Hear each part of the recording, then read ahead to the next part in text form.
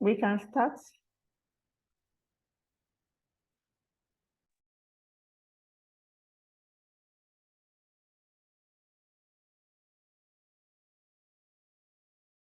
Hello, my name is Sola Adeola. Good day to you, everyone. So,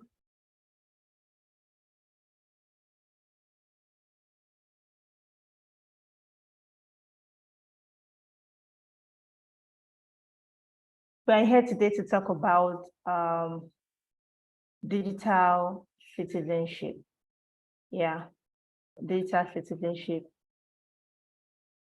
But before I continue, I would like to introduce the platform that put this together and gave me the opportunity to speak, which is IIU, International Internship University. International Internship University, IIU, is a leading virtual education system and global brand confederation, which is the most valuable and trusted worldwide and well reputed in delivering innovative programs globally. It is a trusted name for quality training programs and is committed to providing better and virtual education to all the young learners of the globe. In a short span of time, IIU has spread its wing in 195 countries, wow, and 6 continents. I think IIU deserves an accolade right here. It's a good place to celebrate IIU. Under the strong leadership of its visionary founder, Mr. Piyush Pandit, sir, a committed and inspiring social activist, a passionate educationist from the last 2 decades, providing education to students from various social and cultural backgrounds. Thank you so much, IIU. You can also go on the web to find out more about IIU and what you can do with the school. Now I want to introduce myself. Meet me, I'm Amudipe Sola Adeola. I'm currently a school leader at an outstanding group of schools in Lagos, Nigeria. I have over 14 years experience working in teaching and leadership roles and have been in the role of school leader for 4 years. I have passion for equality and quality education. I have a well-established track record in mentoring and coaching new existing staff, students, and parents in the school to aid others to improve their teaching skills and their classroom practices. I'm an advocate for embedding core skills into the curriculum, also an evangelist of digital citizenship. No wonder I'm talking about it here today. I've led successful projects providing training for teachers across Nigeria to develop their effectiveness in their role and the likes. You can see it. I am a Microsoft Innovative Educator Expert and I apply digital skills ambassador, a common sense educator, and an instructional school leader. So today we'll be talking about digital citizenship again. By the end of today's lesson, this will be your take home. We know who digital citizens are. We know the meaning of digital citizenship, why digital citizenship is important, the elements of digital citizenship, and how to teach digital citizenship. So we go. What is digital citizenship? What do we think digital citizenship is? I've penned down some definitions that I've gotten from different sources. By the end of this slide, we'll be seeing those sources. Now, digital citizenship is one of the most important elements in our lives. We really need it in our day-to-day life. Just as we have the physical world that is so real, we have the world on the internet too, which is so real. So it is an important element in our lives. We use our resources every day to just be in the digital world.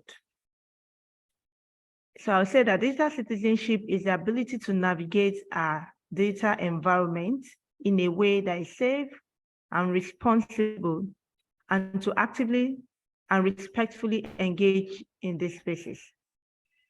Just in our physical environment, we want to relate well with people. We want to navigate safely. We want to, relate, socialize with other people responsibly. The same thing we should look forward to achieving on the internet. I would say again, another source said that digital citizenship is the ability to safely and responsibly access digital technologies, as well as being an active and respectful member of society, both online and offline. Now that we have established what digital citizenship is, then who is a digital citizen? Are you a digital citizen? I'm a Nigerian. I'm a citizen of Nigeria. And I know that we have people from different countries watching right now, and they are citizens of their country. But who is a digital citizen? A digital citizen is a person who develops the skills and knowledge to effectively use the internet and digital technologies. Effectively, anyone who uses modern digital technology can be considered a digital citizen. However, a good digital citizen is someone who is informed about the various issues that come with the incredible benefits of technology. We are making use of technology right now. We are having this conversation going on using tools, digital tools, the internet, and the rest. I am a digital citizen. You are a digital citizen because we are making use of these technologies, right? Now, we have different kind of citizens. We have those ones that are representing their countries very well, and those that are not. The same way we have with the digital citizen, the good and the bad, right? So good digital citizens are people that are responsible users of the internet, okay? So it is very important that we are informed. We have incredible benefits using these technologies. So we have to be informed just so that we don't derail. And this is why it's so essential to teach digital citizenship in schools and other educational institutions. Even in our homes, we need to teach our children digital citizenship and how they can be good and responsible digital citizens. Now, why is digital citizenship important? Why are we talking about it? Why can't just we be on the internet? Like, must we make noise about it? Must we go through all of these things? Because, so today we'll be talking about some reasons why digital citizenship is important. The first one I have here is that we are a global community. We are a global community. The world is a global village now. I'm in Nigeria, Lagos, to be specific, and I'm talking to people in India, some people could watch this recorded video later, maybe from Ghana, from UK, US, mention the part of the world, except they don't have access to the internet. Anyone that has the link will see it. Anybody that search up on YouTube, maybe after now, anything about digital citizenship, this could pop up. So the world is a global community and village. And so we are in a global community. And that statistics show that around 4.66 billion individuals worldwide are active internet users. Wow. Roughly 65.6% of the world's entire population. As such, there's a global community of people, each navigating the digital world. So you can imagine 65.6% of the entire world's population are active users of the internet. Okay, so with this level of connectedness, we can communicate with people we may never meet. We're having this conversation going on And I know that there are people that I may never meet, right? And we're having this communication together right now because because we are now in a global village. And so we have this community, okay? We share content and stories to wider audience that we don't know, we may never know. We access information on the internet, news and media on demand. However, with this access comes potential risk. So the second reason why digital citizenship is important is because there are risks that comes with digital technology. The first one why I said is important is we are a global community. We make use of these resources, these technologies and all. And then it leads on to the next point, which is that there are risks that comes with digital technology. As much as there are incredible benefits, there are also risks. Life itself is a risk. And so we need to be aware. Now, the dangers of technology are numerous and they vary. We cannot even finish talking about it now. And that's why I'll just talk about it this little and move.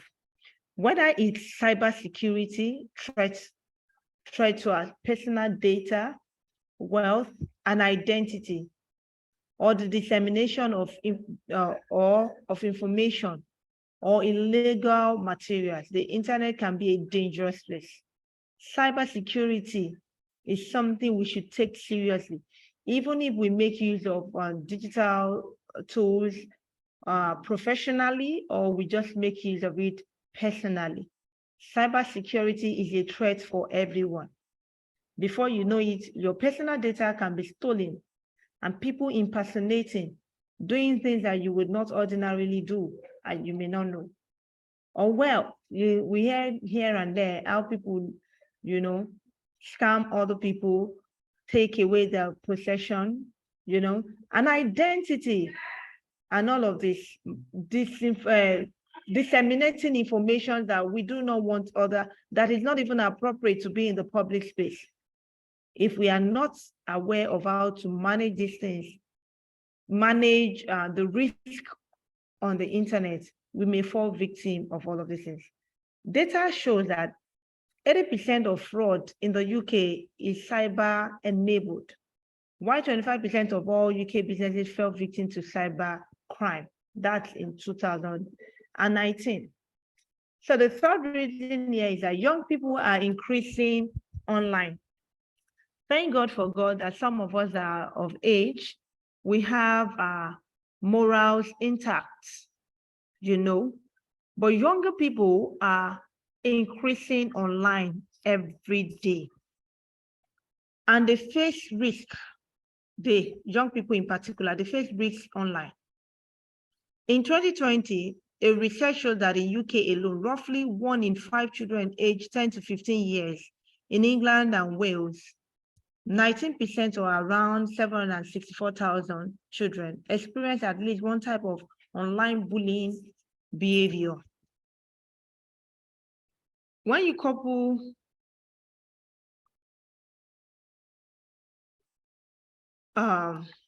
this time with the fact that children spend over 20 hours a week online, by the time they're in their teens, the need to understand and teach digital citizenship becomes apparent. These children, younger ones, they are increasing. They have access to digital tools. They have access to the internet. And most times they might not be guided by an adult. And we have all manner of things. We've heard stories of how children have been bullied online, how another committed suicide because of what the child was exposed to on the internet. So it is very important that we teach them digital citizenship, and we are also aware of digital citizenship to be a good and responsible digital citizen. Then the next one is that there's a digital skill gap. There's a digital skill gap. Sorry, I have a graph that I was supposed to use to explain more of these young people are increasing. If you see the chart, you will see how it keeps ascending to 2022 now, from 2010 to 2022 now, you see that it keeps increasing. And then there's a digital skill gap. There are people that they tell you they have these skills, digital skills, but the actual number of people that do have it, that really that have it indeed, are not as much as those that say they have it. So if we look at this country here, Switzerland, we have 85% self-acclaimed people that say they have digital skills. However, only 34% of them actually have the skills, right? We go to Singapore, the same thing, self-acclaimed skills. We have 88.5% of them. However, we have about, I'm not seeing very well here, 55 or 56% of them that actually have the digital skills. So we see that the skill gap is really increasing. And it is very important that even after COVID-19, we see the importance of having these digital skills.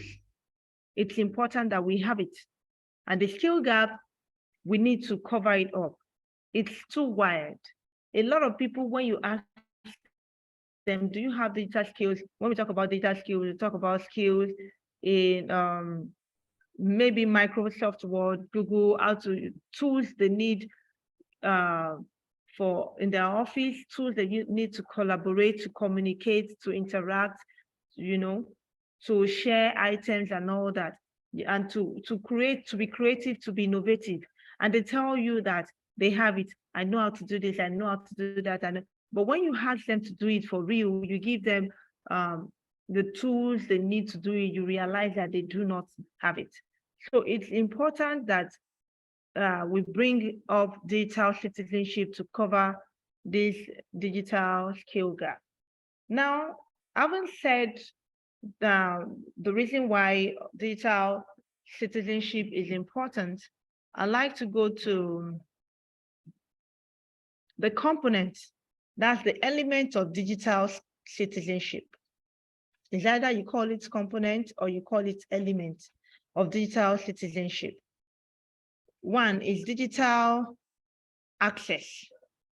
Digital access. The second one is digital commerce. The third one is digital communication, digital etiquette.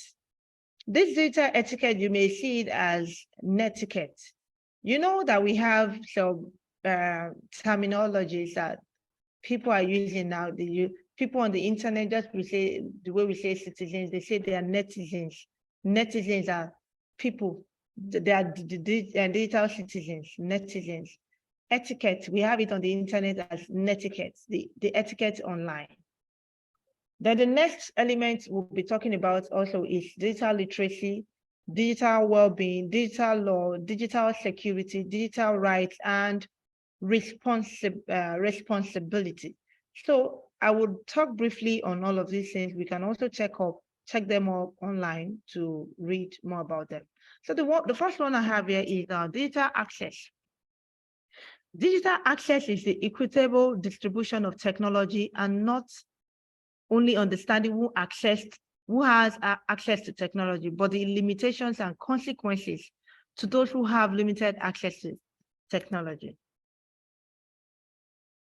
And we should also know that data access is the key to full participation in today's society. Connectivity.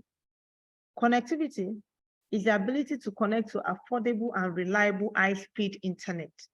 Many people cannot afford broadband internet. We know what broadband is. If you can see me, this is one. We have this MiFi, we have Wi-Fi, we have so many of them. Some people may not be able to afford it. And that's why we say that it is the equitable distribution of technology. As little as a smartphone, we have people that cannot have access, that don't have access to it. And when we say smartphone, it doesn't have to be the very, very big, the expensive one. I mean, smartphone that even give access to the internet and some of these tools, okay? Some people don't have access to it, to laptop, to tablet, to iPads and all that. Some people do have these devices, but yet they don't have access to internet. Some people know that they cannot even buy the internet. Maybe the internet connectivity in their local environment is poor. So it's a component of digital access. That's connectivity. So, like I said, it might be too expensive. Another component of connectivity is reliability. You have the connectivity. Is it reliable? I use MTN. I have this MiFi, and that is what I'm using to connect right now. And on my smartphone, I just checked before I started to ensure that I have data on my Airtel. That's another network provider. Reason is because if anything happens now and maybe the network is fluctuating and I have glitches, I will just switch to the Airtel because I don't want to be caught off this live section. That's reliability. Is it reliable? Can I say that just with this one internet device that I have, I won't have any issue?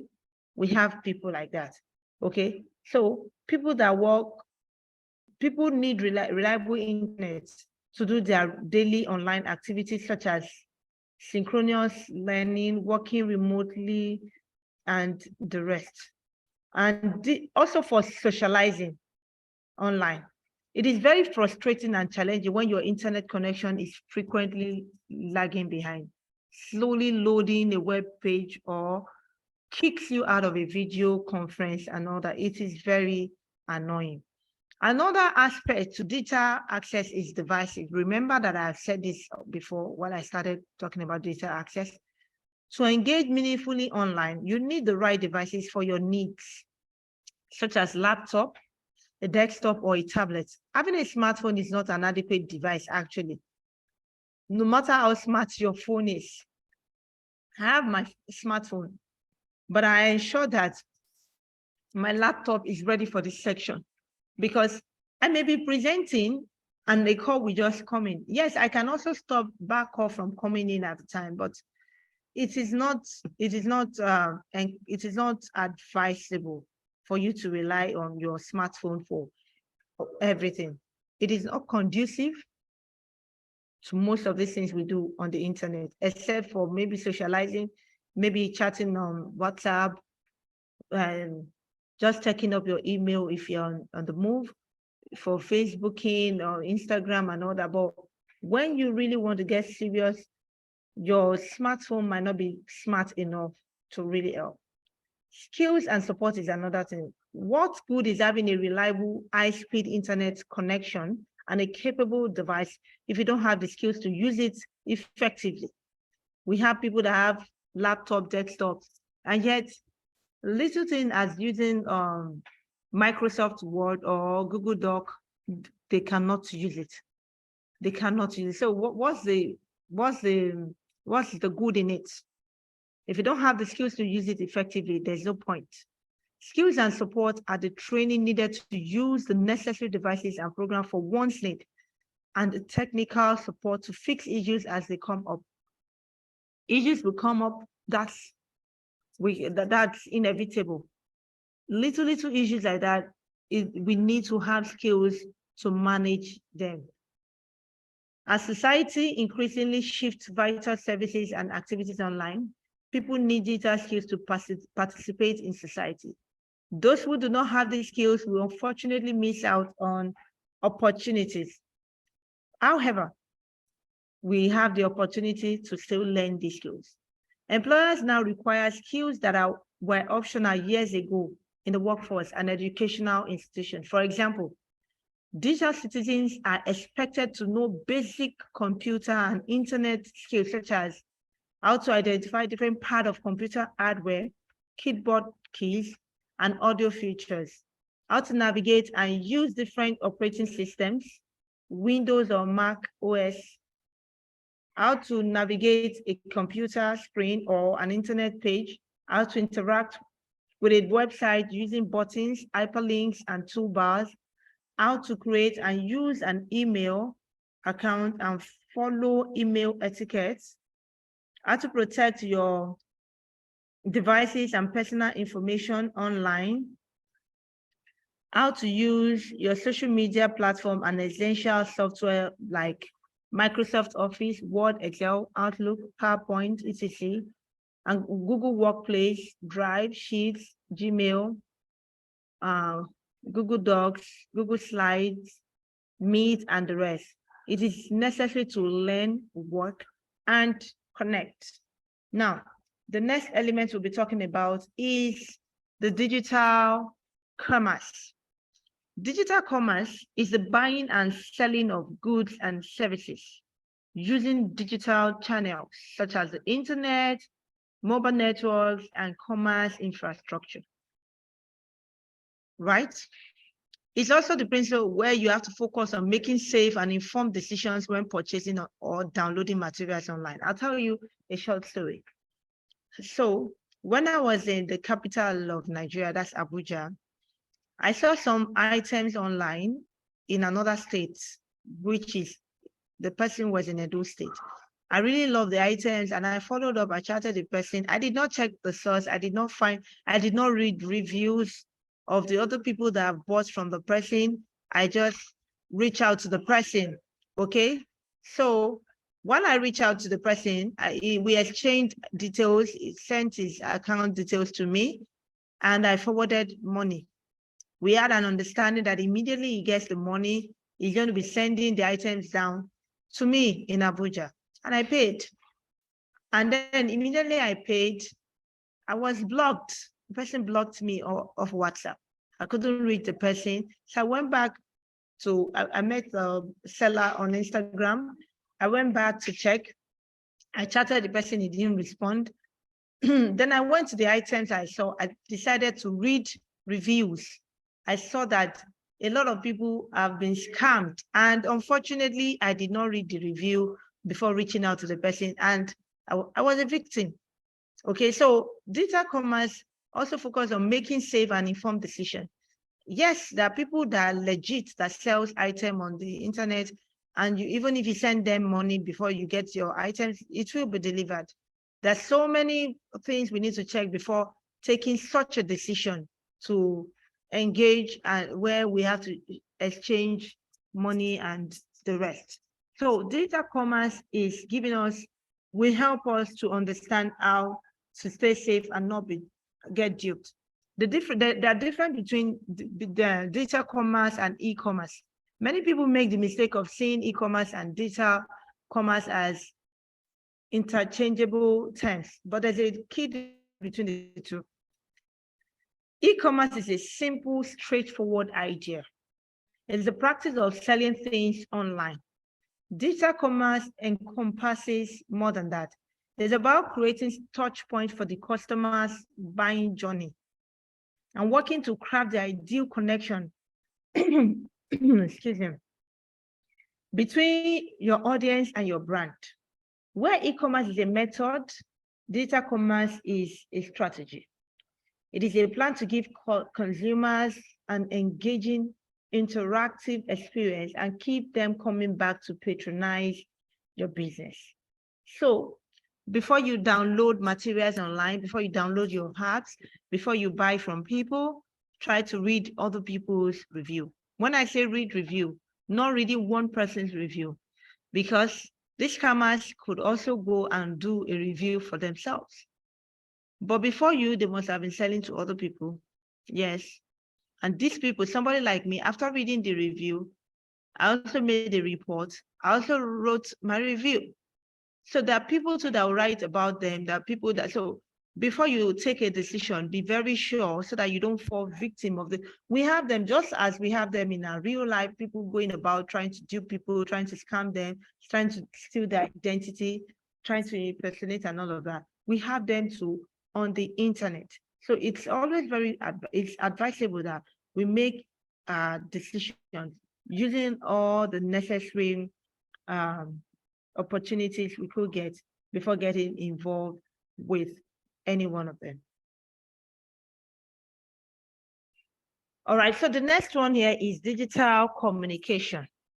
Digital communication is the use of online tools like email, social media, messaging, and texting to reach other individuals or a specific audience in order to share a message. Even something as simple as reading the text on the webpage can be considered digital communication. What we are having right now is could also be regarded as digital communication. Yes, I'm speaking. I have audience listening. You're listening. There's a medium helping us to pass this information across.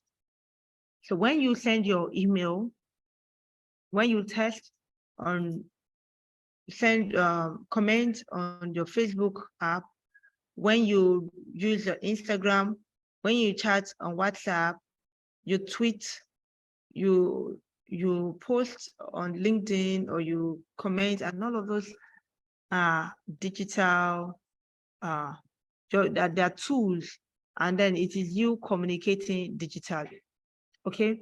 And there's a vast diversity of available digital communication channels for a reason.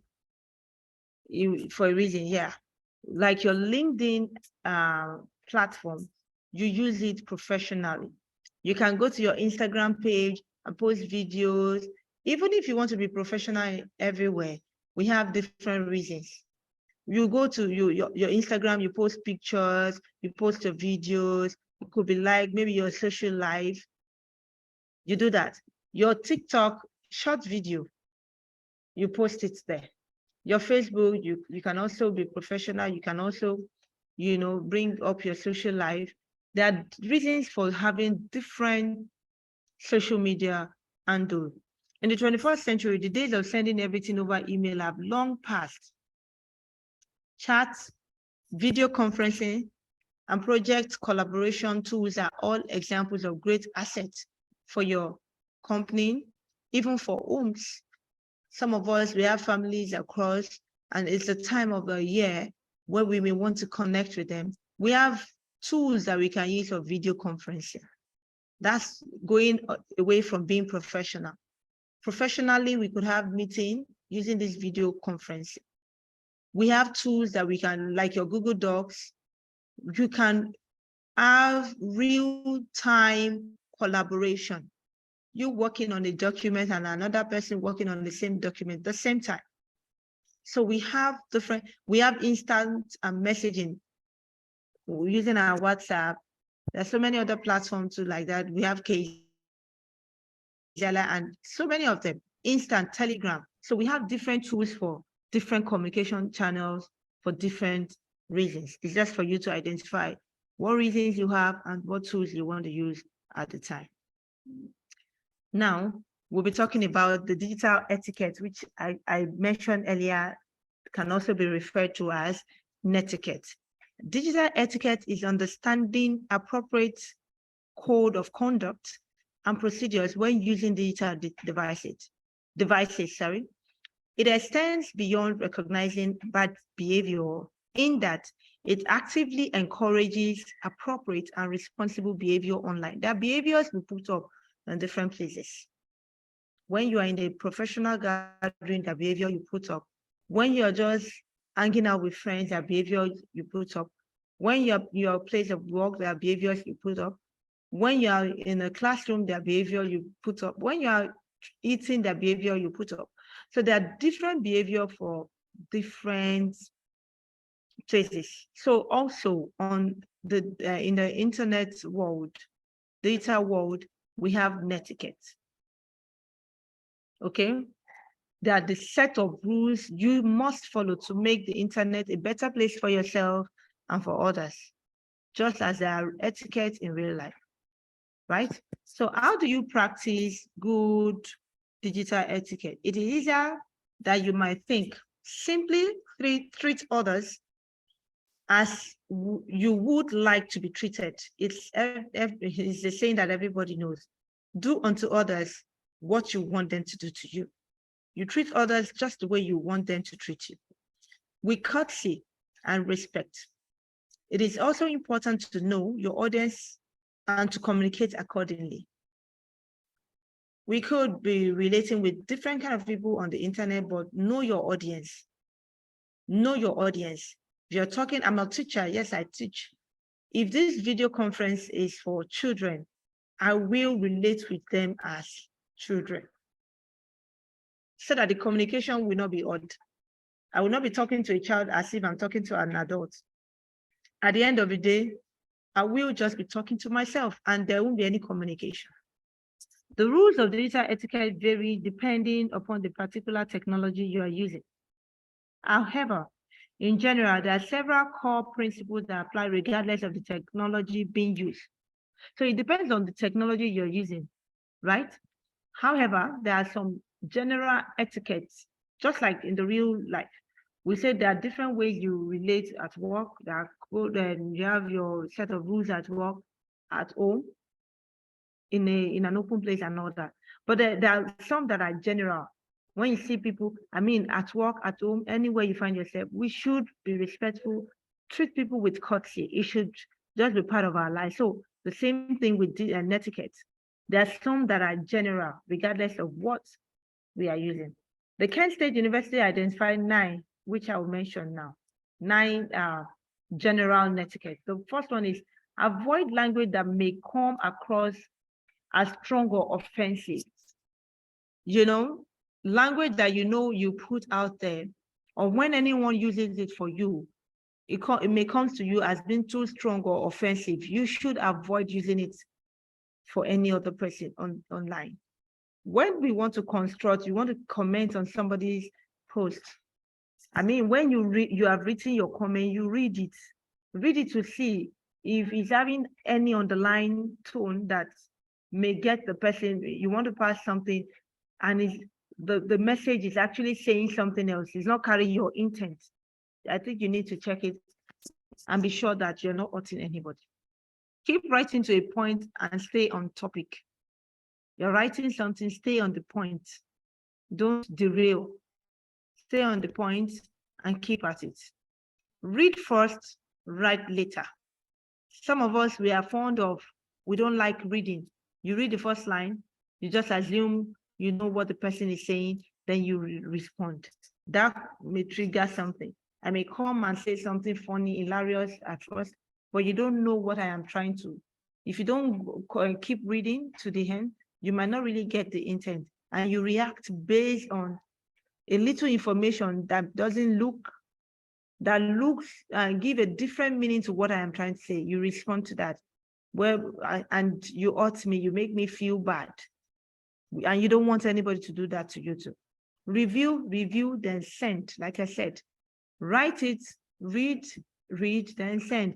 Even after sending, you can still read. Some of these platforms gives us opportunity to edit what we are reading. Remember that an online classroom is still a classroom. If you are in a classroom online, it's still a classroom, just the way you behave in your classroom, physical classroom, same way you should behave online. Know the language of the internet. You should understand the language of the internet. Just like you're relating in the real world, we have languages and we have the way people feel that we should relate with them. So we understand the language too of the internet. Consider the privacy of others. Sometimes you may take a picture of yourself and your friend and you want to post it. I mean, you should be asking your friend if your friend is cool, if you can post that picture. If you are not the only one in the picture, you should take permission, because you don't know whether at the point of posting, the person might not want something like that out, or the person might not want a particular audience to be seeing that. So consider the privacy of others before you do anything. And sometimes some of us are very funny. We take pictures and we have people in the background, and then maybe they are not really looking too good, but because we are feeling good, we are feeling high with the picture we see, we just post it, disregarding how the picture could make others look like. If you don't want to take permission, you can blur the person's face or whoever is showing you, blur it out so that you don't put out something about others that they may not like. Do not send, forward, or post inappropriate materials. You see materials, people post it here and there online. You don't want to do that, okay? So I want to play this video about netiquette. Let me just play one because of my time.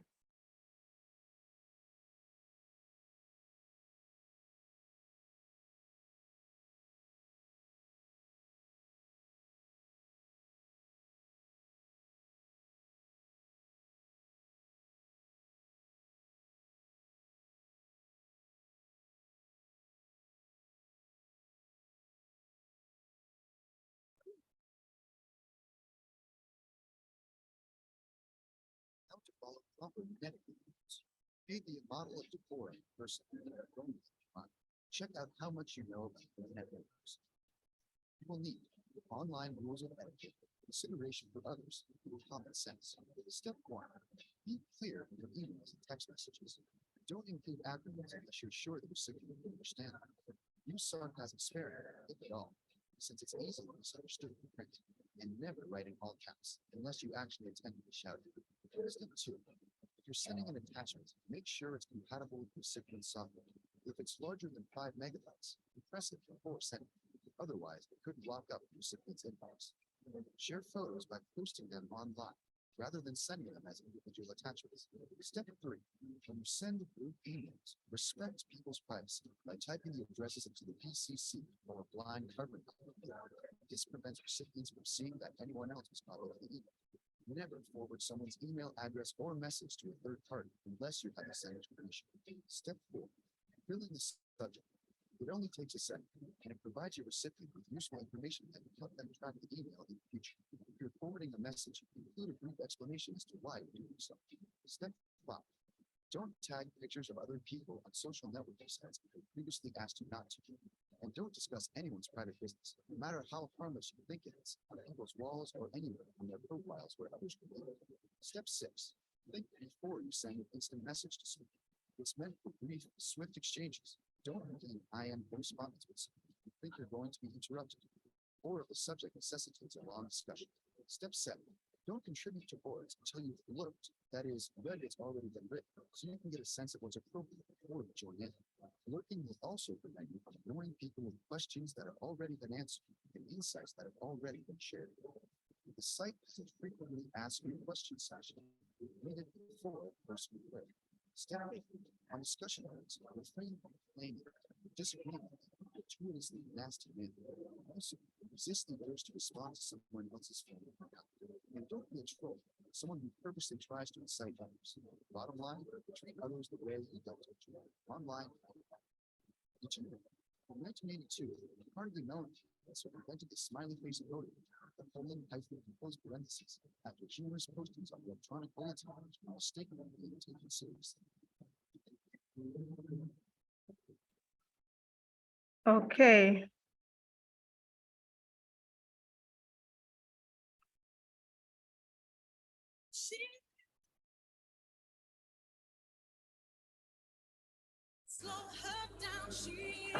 Sorry, I'm trying to go back to my slide.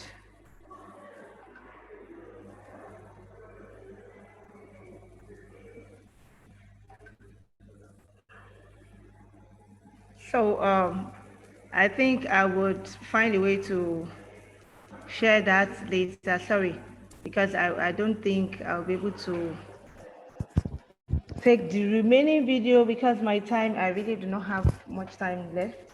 Sorry. Sorry.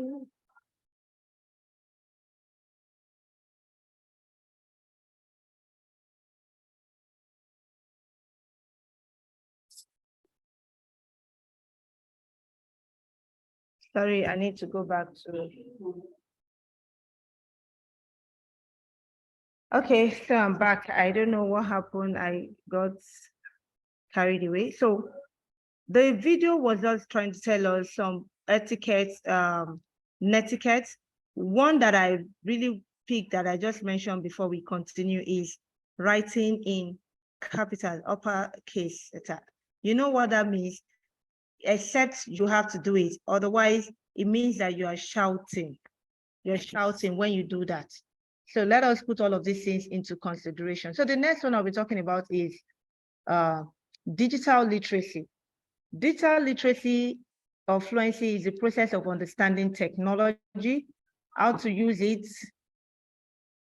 in its many forms, and how to adapt when new technologies are introduced. Because every time, even those tools that we talk about, maybe Microsoft, they have, every time there's upgrade.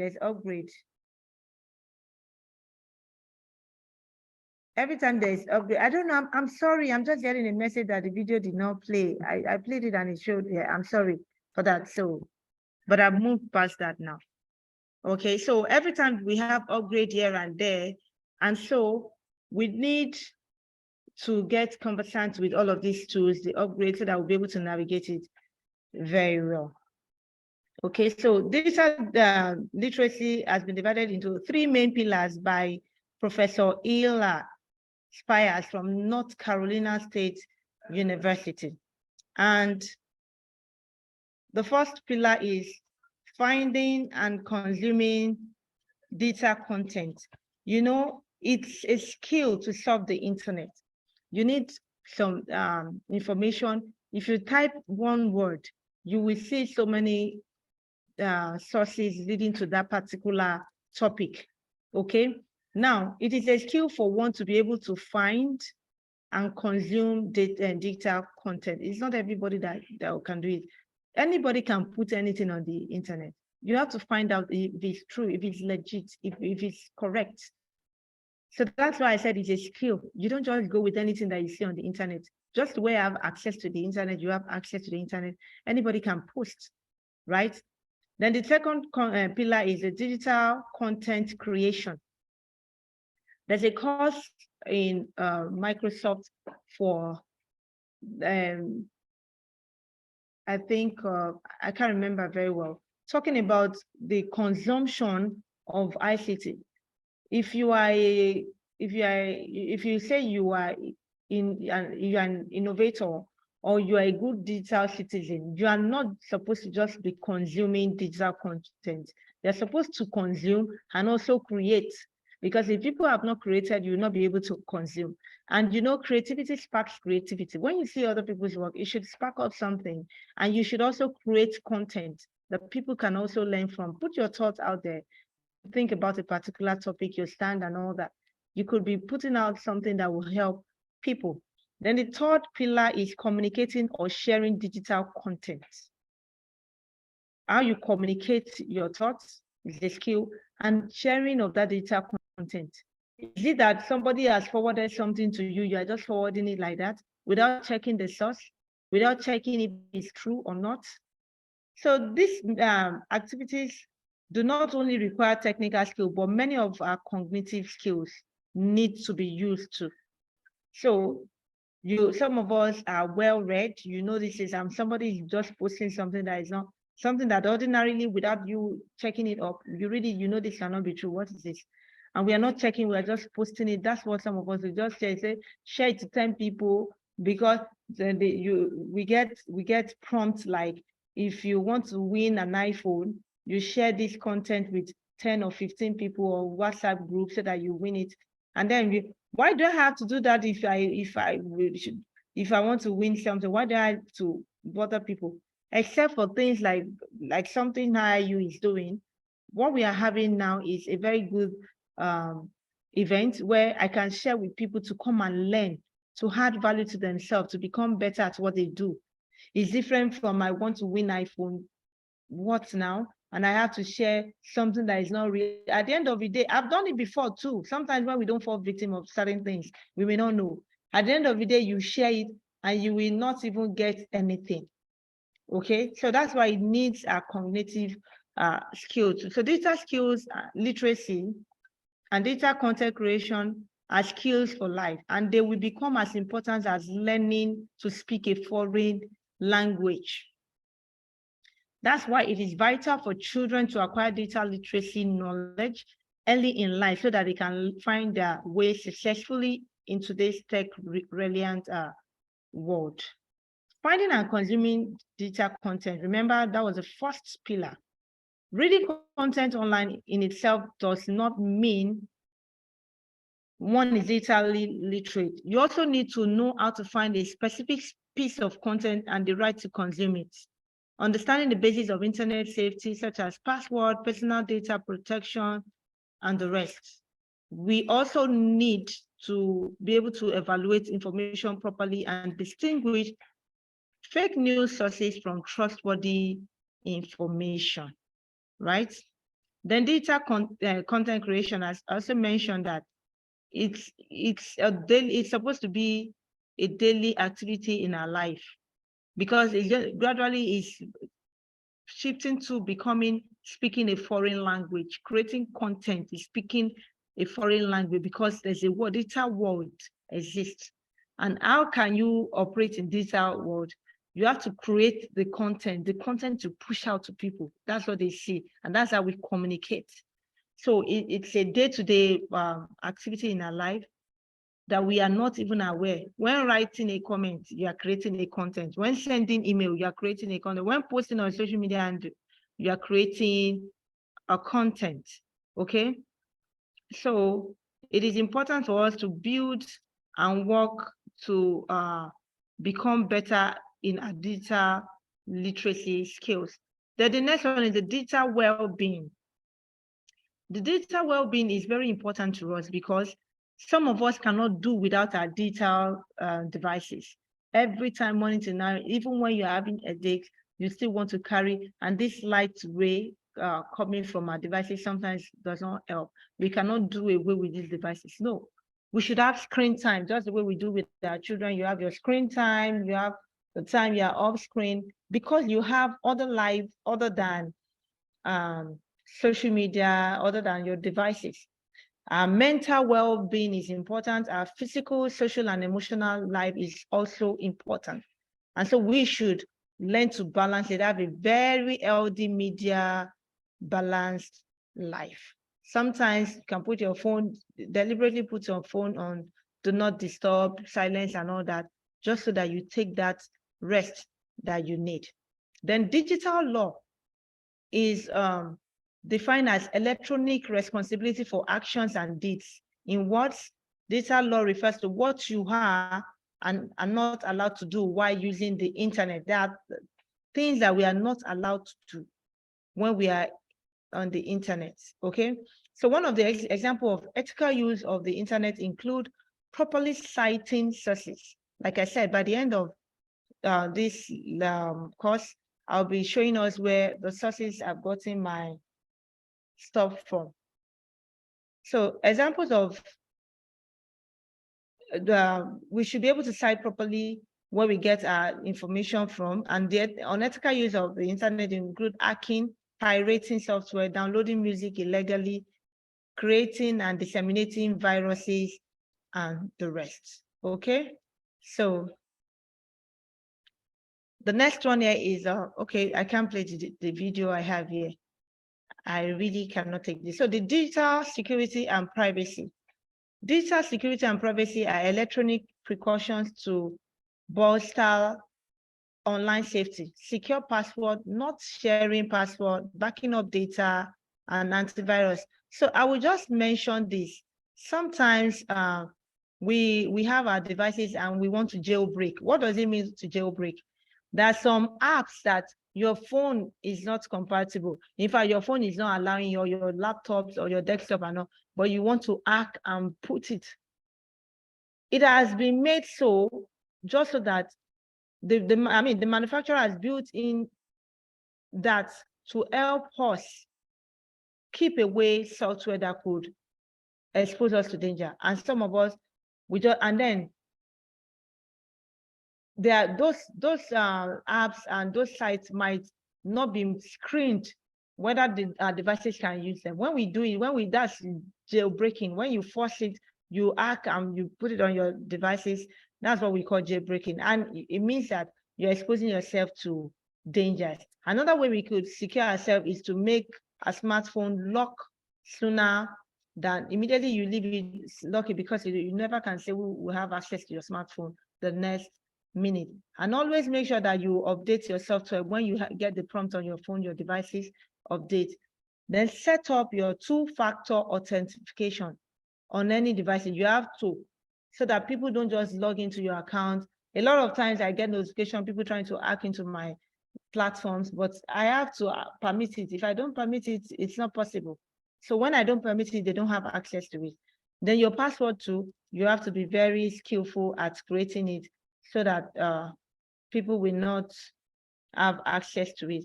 So we move to the digital rights and responsibility. You have right and you have responsibility. You have right to access and use computers or electronic devices, access to use digital content to create and share digital media, right to privacy in digital communities. If you use my information in a way I don't like, I can sue you for it. Right to express your ideas and opinions freely, right to report anyone or anything that seems inappropriate. You also have responsibility. Use appropriate language and behavior when interacting with others. No cyberbullying. Obey all intellectual property laws. Do not use or share other people's work without permission. Follow rules or codes of conduct for every internet site. Responsibility to report cyberbullying, threats, and inappropriate use of digital resources. Now, how do we teach digital citizenship? How do we teach it? We teach it by using blended learning. We know what blended learning is, face-to-face and online. By discussing the elements of of digital citizenship, all of the elements we have mentioned now, those are ways we can teach digital citizenship to our children, and also work on digital literacy. Be inclusive. When we say inclusive on the internet now, understand that we have access to digital devices more than ourselves, and even the connectivity and all of that. So be inclusive. And also we have different cultural background, different social norm, and all of that. Let us put all of those things into consideration. Instill empathy. When you instill empathy, a child will come on the line, will not bully anyone, because the child will be able to empathize with others. Show the children how internet works, away from just teaching it. Explain digital footprint. Whatever you put out there now remains there. They're your footprint, and at the end of the day, they will be your identity. I read something on Twitter when a man applied to work with Zenith, and he was called for interview. When he went for the interview, the HR came in with one of his tweets many years before that time, where he said something bad about the bank, and the same bank you want to come and work in. That was how he lost the opportunity. So these things that they do now will still may come back haunting them. So they have to be themselves when they're on the internet. So acknowledge digital devices, show them the one that is appropriate and all that. All of these platforms do. How do you make use of it? Teach them digital security so that they will not be exposed to what they are not exposed to. You can use digital citizenship game. When you go to Common Sense Education, they have games there. They have printable materials, FBI safe online surfing, Google Be Internet Awesome. All of these things are made available to us on the internet. So now I want to give credit to commonsense.org education, weebly.com, security.org, Google's Be Internet Awesome, Maryville University, Invention Land Education, futurelearn.com, the Patterson Foundation.org, bloomreach.com. I got most of this information from these sources, and I am giving the credit to them. Most of these things I've shared today are not my, I did not create them. I got them. I saw the internet, just like we said, got the content, and I'm sharing with you today.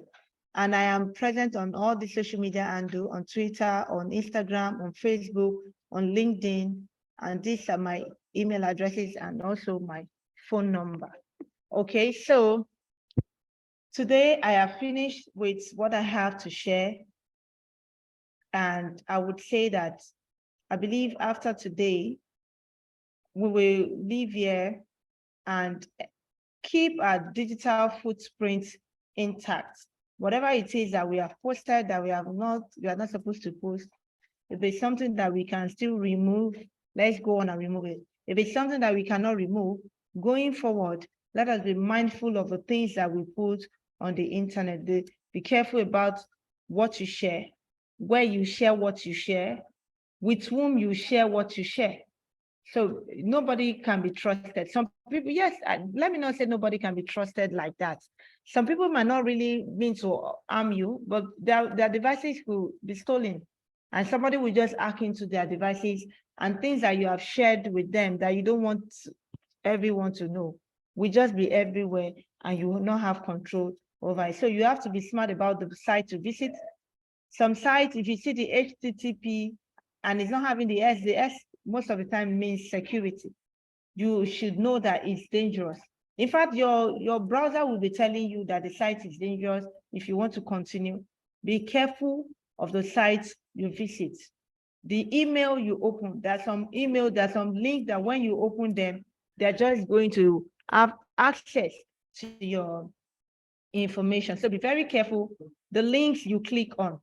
Some people could even come, scammers and all the hackers, they send you links and they tell you just a click. And if you just click on it, it's going to be dangerous. Some will come and tell you things that will be so interesting to you that you do this is what will happen. And you feel that, oh, it's so interesting, it's so nice. Without doing anything, you want to click on it. They have come, they may be there to dupe you or steal your identity. So let us be very careful with all of this. Okay.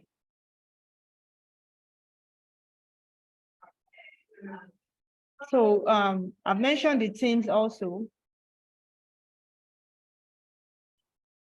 I want to check if there are questions that I should just take before the section ends, but I've not seen any question.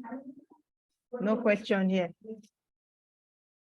No question here. So Emmy, can I have you